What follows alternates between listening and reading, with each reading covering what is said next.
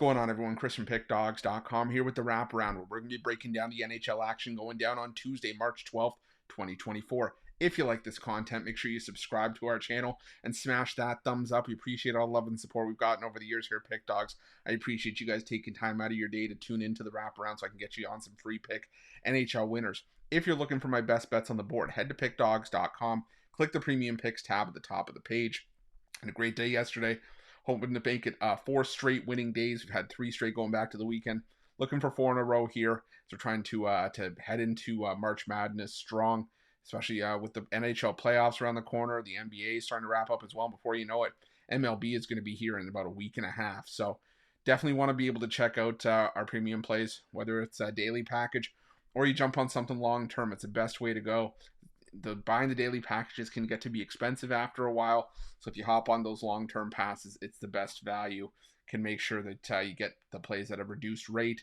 And, we can put some money in your pocket. You can come along for a ride with me or pair me up with any of your other favorite handicappers at Pick Dawgz as part of our multi-capper promotion. Whatever you choose to do, remember to use that promo code PICK at checkout for 15% off your purchase. But we got our morning show to talk about all the games today. We got the drive-through at 6 p.m. Eastern with Tony T. But right now, we're here to talk about a 10-game NHL card on Tuesday. Didn't have the best wraparound on Monday. I'm fully transparent about that, but I'm going to be looking to help you guys bounce back here. And we're going to bounce back as a team on Tuesday. So you guys know the drill. Are you ready? I'm ready. Let's get into it.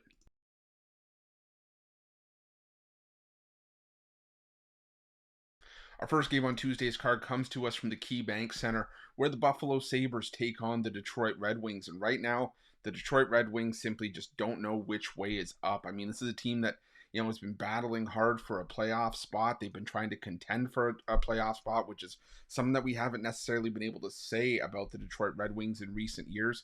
And right now, the Detroit Red Wings are holding on to the final wild card spot, tied with the New York Islanders. But Buffalo, only 7 points out. There's still plenty of time for them to try to make one last move and try to catch the Detroit Red Wings for that final wild card spot. They'll have to leapfrog some teams over the course of that last few weeks. But the thing is, Detroit right now not in a position where I want to even be taking any sort of plus money with them. Sure, the Buffalo Sabres have had their own inconsistencies, but they've still won 6 of their last 10 games. They're a better team at home than they are on the road. At least that's what it feels like. They have a pretty much identical record home and away. But they've historically played their better hockey at home.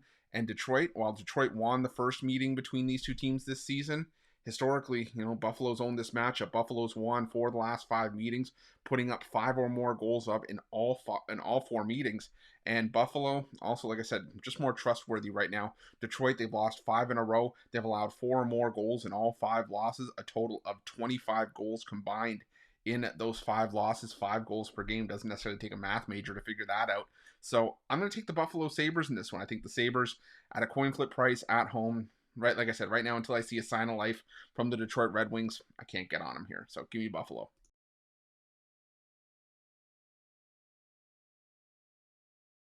Now we're heading to the PNC Arena, where the Carolina Hurricanes take on the New York Rangers. And the Rangers on the back-to-back in this game after taking down New Jersey 3-1 on Monday.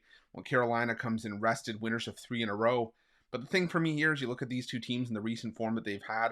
The Carolina Hurricanes in a lot of their recent wins and even some of their recent losses, they've given up 2 goals or less. They've given up 2 goals or less in each of the 3 games during this win streak, 5 goals total, and 2 goals or less in 5 of their last 6 and 7 of their last 9. So great defense and great goaltending being played by the Carolina Hurricanes. And the Rangers are in the same boat. They've given up 1 goal or less in 6 of their last 9 games. And, these are just 2 teams that have some great goaltending depth. And I think that's just where I'm looking at in this one. Maybe it's a square play, depending on how you look at the goaltending. But I'm going with the under 5.5 here. To me, this just feels like a playoff type atmosphere, 1st to 3 wins kind of game. These two teams don't necessarily like each other, and this could potentially be a playoff preview. So I'm going to go with the under 5.5 here.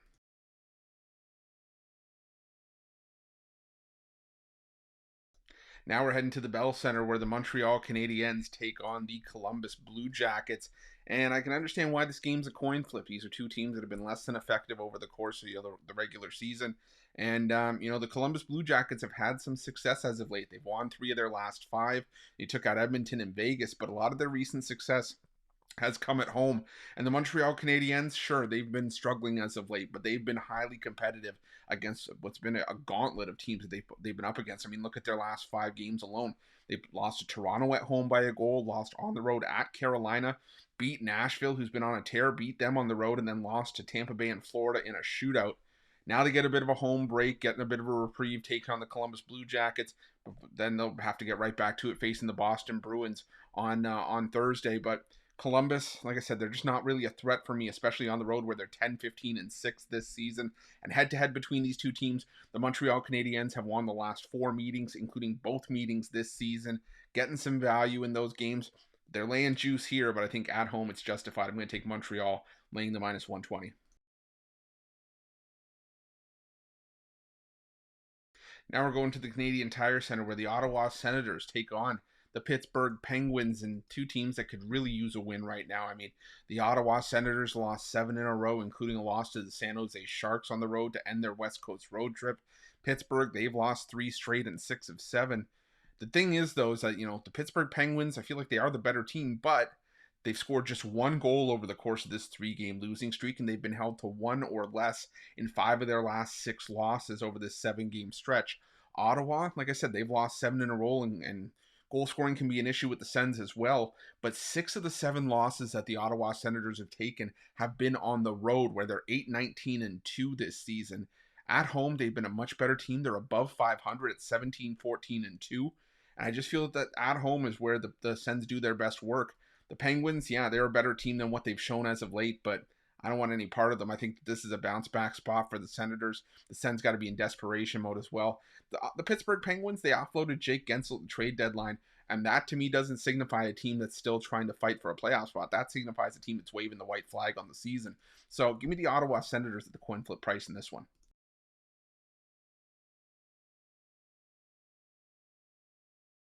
Now we're heading to the Wells Fargo Center where the Philadelphia Flyers take on the San Jose Sharks, and the Sharks, like we just mentioned, beat the Ottawa Senators at home. Now they head back out on the road where they haven't necessarily been at their best this season. They're 10-19-3 at home, but 6-21-4 on the road this season. But the thing is, the San Jose Sharks have been fairly competitive as of late. The last couple road games against Minnesota and Dallas, two teams that are not necessarily easy to go on the road and compete against. They lost 4-3 to Minnesota. They took Dallas to a shootout, lost that game 3-2, and now they take on a Philadelphia Flyers team that's been inconsistent. They've alternated wins and losses in each of their last 7 games, and they haven't had a ton of high-scoring victories as of late, and a lot of the losses that they've taken, while close losses, still have been games that have been decided by a single goal. Philadelphia has been a lot more attractive on the road this season, where they're 17-11-5 and have a fantastic puck line record. At home, they're 16-16 and have a sub 500 against the spread mark on the puck line. So I might take a shot here with the San Jose Sharks plus the goal and a half. I think they can maybe keep this a 1-goal game, maybe make things interesting here.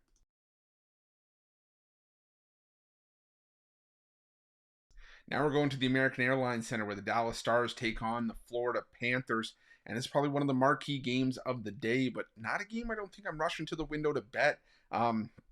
Just because there's so much that can happen in this matchup between two of the better teams in the NHL. The Dallas Stars 19-8-4 at home. The Florida Panthers, who have been one of the best teams, if not the best team in the NHL to this point, 44-17-4 on the year and 23-8-2 on the road. Dallas has won 5 straight. Florida's won 8 of their last 10 and 7 of their last 8. So it's just like I think you're really splitting hairs when you're trying to narrow down which side to be on in this one. But I'm still going to take a shot on the Florida Panthers here. I'm not necessarily saying take a shot on this team, but take a shot on the value at a near even money price, because Florida, they played, like I said, they played well on the road. They're 23-10 if you combine the regulation and overtime losses.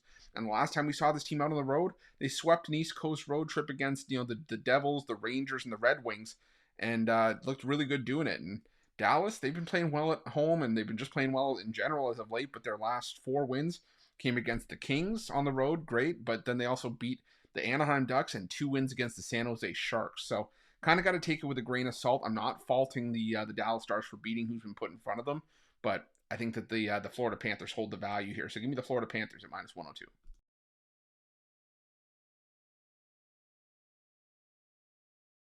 Now we're going to the XL Energy Center where the Minnesota Wild take on the Arizona Coyotes.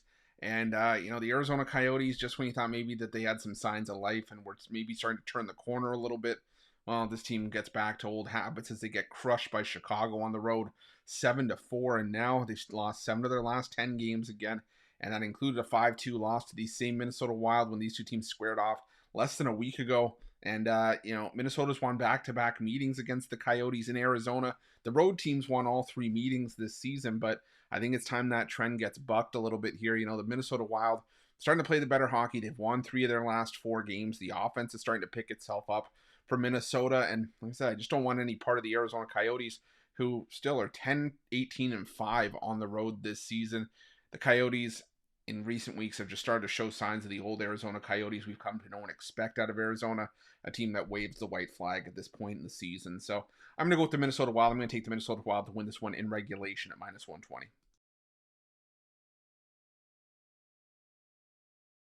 Now we're going to the United Center where the Chicago Blackhawks take on the Anaheim Ducks.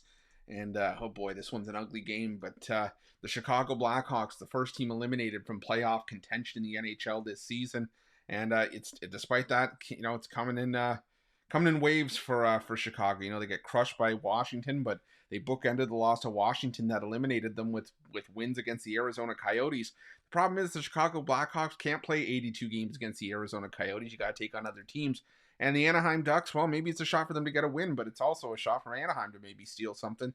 The problem is that I don't trust either one of these teams as far as I can throw them, especially offensively. Anaheim, 2 goals or less scored in each of their last 4 games and in 6 of their last 8. Chicago, despite the outside of the wins over Arizona, this team that struggles to score 2 goals themselves more often than not.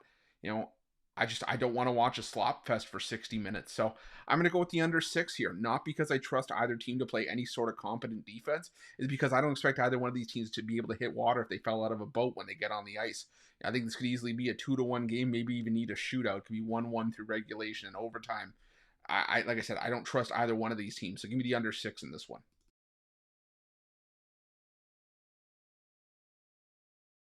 Now we're going to the Scotiabank Saddledome where the Calgary Flames take on the Colorado Avalanche. And, the Calgary Flames, tempting as a home dog, especially where they're getting back home after a road trip that didn't necessarily go their way on the East Coast, losing to Carolina and Florida by a combined score of 12-3 after they beat Tampa Bay. But it's so hard for me to get behind them here, even if they have had some success at home. They're 16-4-1 at home, and Colorado's been less consistent on the road, 14-14-5. But the thing is that the Colorado Avalanche are still playing the better hockey right now. They are on fire. They've got momentum. They've won 3 straight and 5 of their last 6. They've been pouring on the goals. Granted, some of those games have come against teams like Chicago and Detroit, but still put up 5 against Dallas, got the win, got a 2-1 win over Minnesota. And this is a Colorado team that is right there in the hunt for a division title once again, trying to chase down the Dallas Stars at the top of the Central.